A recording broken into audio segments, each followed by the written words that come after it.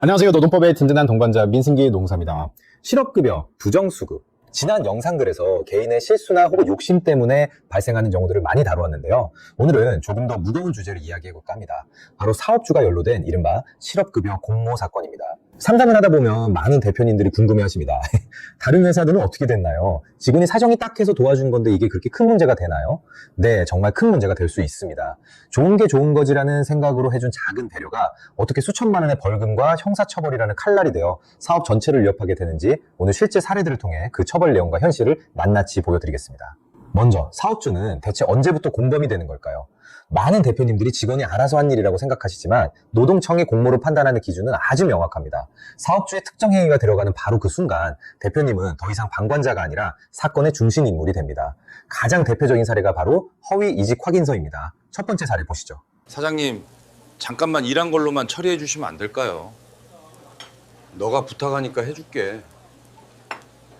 취미생사로 일하던 홍길동 씨, 회사를 그만두고 실업급여를 받고 싶은 마음에 평소 알던 식당 사장님 A에게 부탁을 합니다. 잠깐 일한 것처럼 단기 계약직으로 처리해달라는 거였죠. 실제로는 하루도 일하지 않았습니다. 그렇게 홍길동 씨는 실업급여 800만 원을 받았습니다.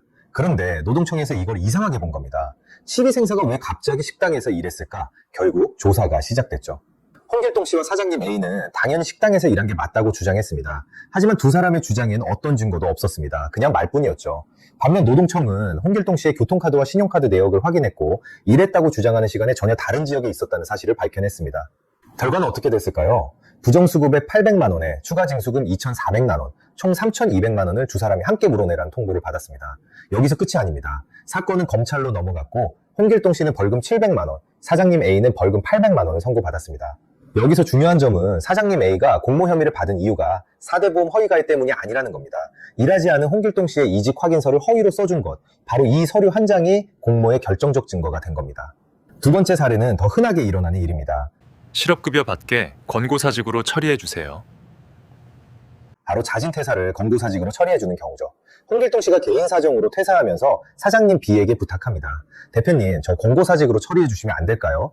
부탁을 받은 사장님 B는 격리 직원 C에게 권고사직으로 이직 확인서를 내라고 지시합니다. 그런데 나중에 회사를 그만둔 정기 직원 C가 이 사실을 노동청에 제보했습니다.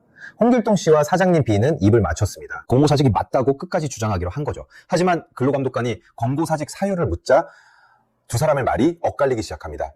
사장님은 경영상 이유라고 했는데 홍길동 씨는 업무 성과가 안 좋아서 퇴사 권유를 받았다고 말한 겁니다. 결정적으로 제보자 C가 홍길동 씨가 직접 쓴 개인 사정 사직서와 사장님이 권고사직으로 처리하라고 보낸 이메일을 증거로 제출했습니다. 결국 부정수급으로 판단됐고 공모가 인정되어 부정수급액 전액 반환에 추가 징수 3배 처분을 받았습니다. 검찰은 두 사람에게 각각 벌금 1,000만 원을 구형했습니다. 사실 이런 사건은 증거가 없으면 허위를 입증하기가 쉽지 않습니다. 하지만 이 사건처럼 명백한 증거가 있고 두 사람의 진술이 엇갈리면 공모를 피하기 어렵습니다. 세 번째 사례는 실업급여를 받으면서 몰래 일하는 경우입니다. 홍길동 씨와 사장님 D는 아예 처음부터 짜고 실업급여를 받으면서 일하기로 했습니다.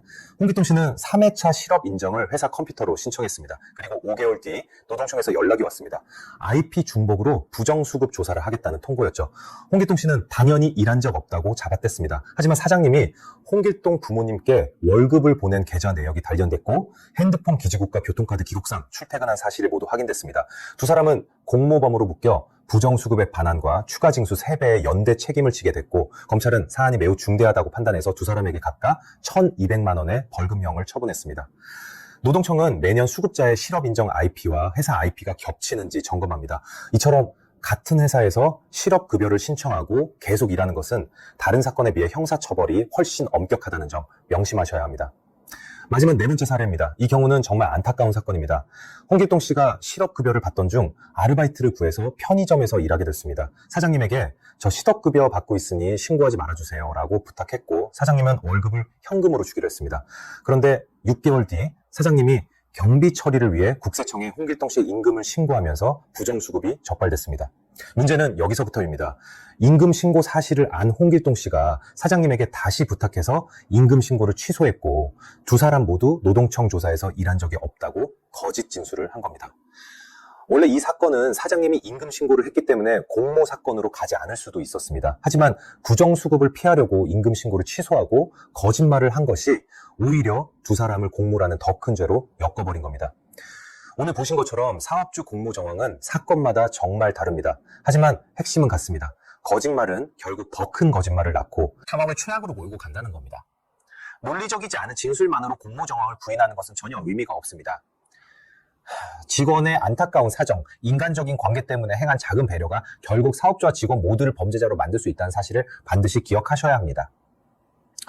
부디 오늘 보신 사례들을 통해 한순간의 잘못된 선택으로 오랫동안 쌓아온 사업의 공든탑이 무너지는 일이 없으시기를 진심으로 바랍니다.